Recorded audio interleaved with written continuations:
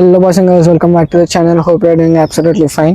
So చాలా రోజులు అయింది వీడియో అప్లోడ్ చేయక. నా లాస్ట్ వీడియో ఆల్మోస్ట్ 2 months అయినట్టు నేను అప్లోడ్ చేసి. సో ఆ లేట్కి కారణం ఇదైతే నేనైతే నా కొత్త Yamaha MT-15 version 2 అయితే పర్చేస్ చేసిన. సో ఈ బండిలో నేను చాలా చేంజెస్ అయితే నోటీస్ చేసిన. 2024తో కంపేర్ చేస్తే ఇందులో చాలా చేంజెస్ అవుతున్నాయి. కొన్ని డౌన్ గ్రేడ్స్ కూడా ఉన్నాయి, ఇంకా కొన్ని అప్గ్రేడ్స్ కూడా ఉన్నాయి. సో అవైతే మనం ఈరోజు డిస్కస్ చేద్దాం.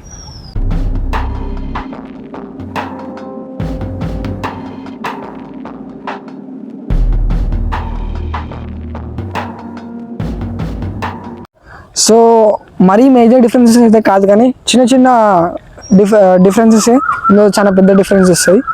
సో అందులో మనకు వచ్చేసి ఫస్ట్ మన బ్రేక్స్. సో దీన్ని 2024 మోడల్లో అయితే మనకు నిసిన్ బ్రేక్స్ వస్తాయి. దీంట్లో నిసిన్ బ్రేక్ క్యాలిపర్ వస్తుంది, కానీ ఇప్పుడు దీన్ని బైబ్రెంబో బ్రేక్ క్యాలిపర్స్గా మార్చినారు. సో ఇదైతే ఒక చిన్న డౌన్ గ్రేడ్ అనే చెప్పాలి, ఎందుకంటే నిసిన్ అనేవి మీది బ్రేక్ బైడ్ అనేది చాలా బాగుంటుంది, కానీ బైబ్రెంబో బ్రేక్ క్యాలిపర్స్ అంత బాగుండదు. సో కాకపోతే దీని బ్రేక్ ప్యాడ్స్ కానీ దీని బ్రేక్ సర్వీస్ అయితే చాలా చీప్గా ఉంటుంది. యామా అయితే కొంచెం కాస్ట్ కటింగ్ చేసింది ఈ బ్రేక్ ప్యాడ్స్లో.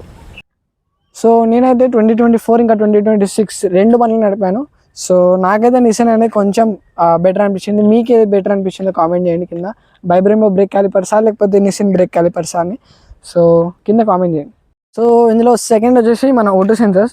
సో ముందైతే ఇందులో 2024 మోడల్లో ఒక సింగిల్ ఓటో సెన్సర్ అనేది ఉంటుంది, కాకపోతే ఇప్పుడు కొత్తగా వచ్చిన మోడల్లో మీకు అయితే 2 ఓటో సెన్సర్స్ అయితే వస్తాయి దీంట్లో. సో అదొక అప్గ్రేడ్ అని చెప్పొచ్చు.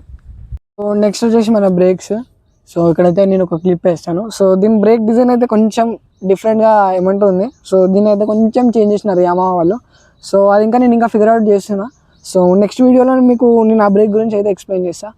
మరి ఇందులో అంత పర్ఫార్మెన్స్ కానీ లేకపోతే మేజర్ చేంజెస్ అయితే చేయలేదు Yamaha, కాకపోతే చిన్న చిన్న కాస్మెటిక్ చేంజెస్ కూడా చేసింది Yamaha. సో అందుకే మీకు బండి ఒక దూరం నుంచి చూస్తే నార్మల్ అని అనిపిస్తుంది, కానీ మీరు ఎప్పుడైతే ఎక్కువ అబ్జర్వ్ చేస్తారో అప్పుడు ఇందులో చాలా కాస్మెటిక్ చేంజెస్ కానీ డిఫరెన్షియేట్స్ కానీ తెలుస్తాయి.